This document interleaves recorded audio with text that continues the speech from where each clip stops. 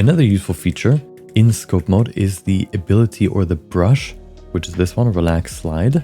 What this brush basically allows you to do is it allows you to adjust the geometry, but it doesn't affect the volume as good as it can.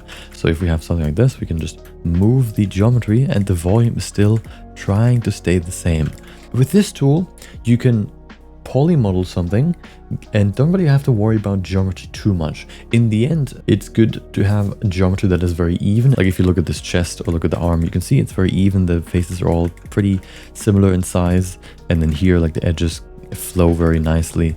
Nothing is like jagged and whatever. But then you compare to this and it's like all weird. And you can model that way in polymodeling and then use this tool, the relax slide brush, to ease this out a bit and smooth this out so that it looks nice and clean.